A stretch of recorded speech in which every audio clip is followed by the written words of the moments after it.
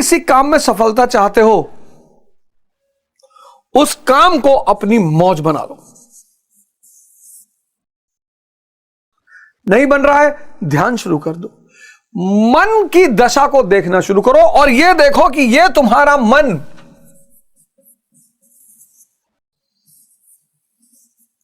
Film देखने के लिए 24 घंटे तैयार,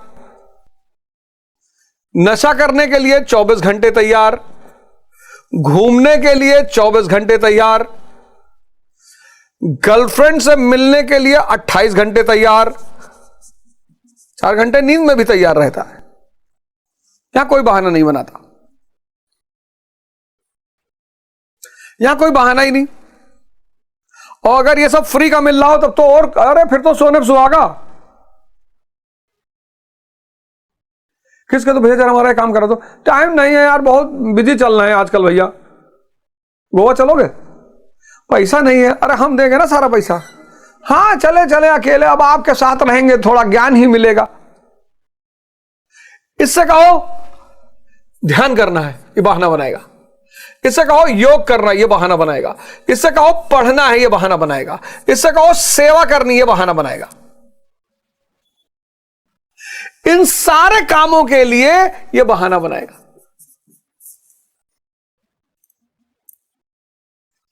और अगर इन सारे कामों के लिए बहाना बना रहा, यही ध्यान है, अपने मन की दशा को देखना। अगर इन कामों के लिए मन बहाना बना रहा है तो आपके विकास को कोई रोक नहीं सकता, कोई माई का लाल आपके विकास को रोक नहीं सकता। और इन कामों के लिए अगर बहाना बना रहा है तो आपके पतन को भी कोई माई का लाल रोक नहीं सकता। ध्यान यही है, अपने मन की दशा को देखना।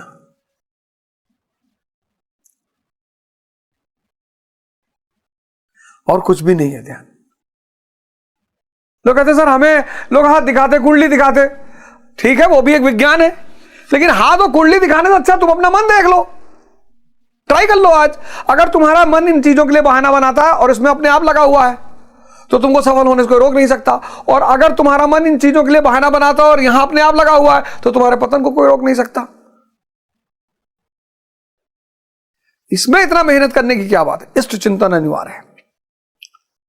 योग साधना रहित व्यक्ति के अंदर भाव नहीं होगा, भाव नहीं होगा तो शांति नहीं होगी, शांति नहीं होगी सुख नहीं होगा, सुमरन नहीं चलेगा। निशा रात्रि संसारी के लिए, परमात्मा, क्योंकि परमात्मा के बारे में उसे कोई सूचना नहीं मिल रही, हो भी नहीं और हर जगह हो, तो परमात्मा संसारी के लिए निशा है। और इंद्रिय सुख सन्यासी के लिए निशा है। वो जानता है कि कुछ भी नहीं है, यह क्षणिक विचार शून्यता है। हर सुख, सुख का मतलब ही है क्षणिक विचार शून्यता। ये आप ही के अंदर है। सुख का मतलब ही है क्षणिक विचार शून्यता।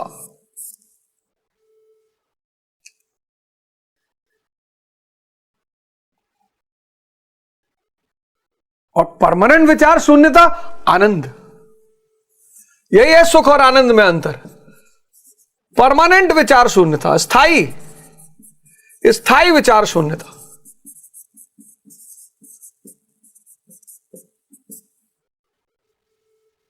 इंद्रियां बाहर भागेंगी, बुद्धि विचलित रहेगी। अब इंद्रियों को अंदर बुलाना है तो माया की शक्ति है, तो बिना शक्ति को पाए माया की शक्ति से निपट नहीं पाओगे, तो इष्ट पकड़ लो, गुरु पकड़ लो। इसीलिए इस देश ने गुरु को अपरिहार्य कहा। इसीलिए इस देश में गुरु भगवान है कि जीवन शुरू होगा किस पे? माया पे। और 20 साल तक माया पे जियोगे, 20 साल तक माया से जीने की आदत बन जाएगी। माया से लगाओ अच्छा भोजन, स्त्री, पुरुष। अब गुरु आएगा याद दिलाने। सिर्फ याद ही नहीं दिलाएगा, तुम उसके सामने रोगे कि भगवान नहीं छूट रहा है, कहेगा मेरा स्मरण करो, तो वो ये नहीं कहता मेरा स्मरण करो, कहता प्रभु का स्मरण करो। असलियत में वही प्रभु है,